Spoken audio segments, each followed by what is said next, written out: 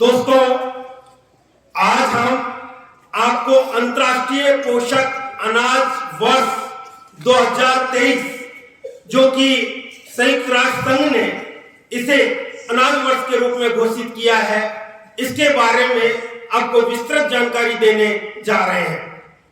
भारत के प्रस्ताव पर 72 देशों ने समर्थन के बाद संयुक्त राष्ट्र संघ ने वर्ष 2023 को अंतर्राष्ट्रीय पोषक दिवस के रूप में, अंतर्राष्ट्रीय पोषक अनाज दिवस के रूप में इसे वर्ष के रूप में घोषित किया है। पूरी दुनिया में भारत ही मोटे अनाजों का सबसे बड़ा उत्पादक है। यही वजह है कि पूरी दुनिया को मोटे अनाज मिलेट की वैल्यू समझाने और उसकी जिम्मेदारी को जो भारत को निभाना है, उसके बारे में इस बार बताया जाएगा। मोटे अनाज को बढ़ावा देने की भारत की तैयारियां जोरों पर है। मिलेट्स के बारे में जागरूकता बढ़ाने के लिए नाफेड ने भी पहल की है। साथ ही साथ नीति भवन में पहले मोटे अनाजों का आउटलेट लॉन्च किया है। एक ऐसा आउटलेट जहां एक ही छत के नीचे सारे मोटे अनाज मिल जाएंगे। इस मिलेट आउटलेट को नीति भवन के सीईओ परम अय्यर और वाइस चेयरमैन सुमन केवेरी ने लॉन्च किया। इस पहल में मिलेट के प्रचार प्रसार को बढ़ाने में मदद मिलेगी। क्यों खास है मोटे अनाज? इंसान की बॉडी के लिए न्यूट्रिएंट्स बेहद जरूरी है। ज्वार, बाजरा, रागी, कुटकी, कोदो, कंगनी, चेना, कोदरा, ब्रूमकॉर्न, सांवा, हरी कंगनी, कुट्टू और राजगिरी, इन सभी मोटे अनाजों में प्रोटीन, वसा, लोह, रेशा, कैल्शियम और जिंक की भरपूर मात्रा होती है।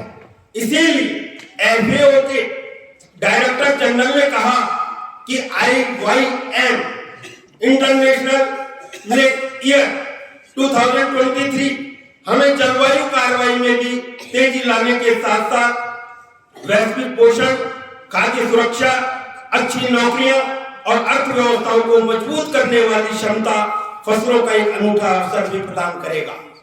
विद्यार्थियों, भारत दुनिया में मोटे अनाज का 5वां सबसे बड़ा निर्यातक है।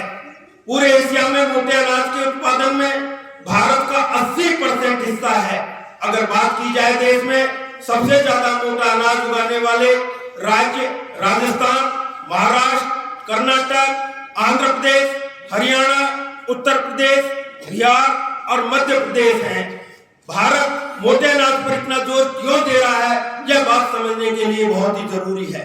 यह संभव है कि भारत कई कारणों से मोटे अनाजों पर ध्यान केंद्रित कर रहा है, क्योंकि मिलेट सूखा प्रतिरोधी फसल है जिसे खराब मिट्टी और कम वर्षा वाले क्षेत्रों में उगाया जा सकता है, जिससे यह भारत उन हिस्सों में एक महत्वपूर्ण खाद्य स्रोत बन जाता है जहां अन्य फसलें नहीं पनप पाती।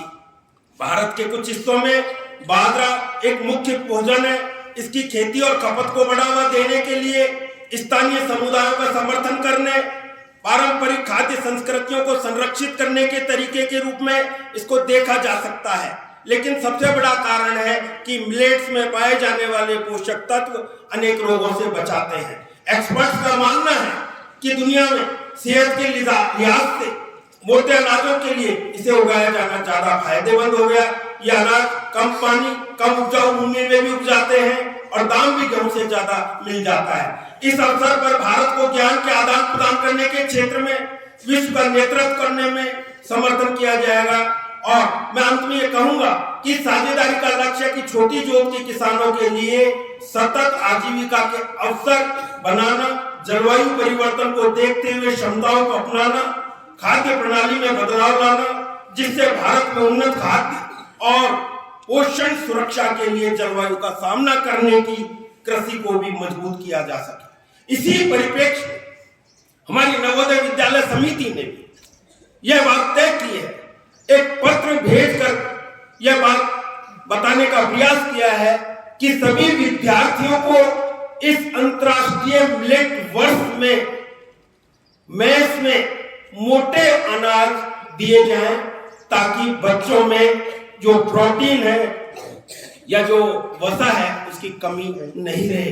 बच्चे ज्यादा से ज्यादा अपना स्वास्थ्य अच्छे से अच्छा बनाएं और इसीलिए हमें सप्ताह में कम से कम एक दिन हम मिलेट आपको उपलब्ध कराएंगे और ये क्या क्या चीजें उपलब्ध कराएंगे बाजरा और उससे संबंधित वो आपको समय पर बता दिया जाएगा। बहुत बहुत धन्यवाद।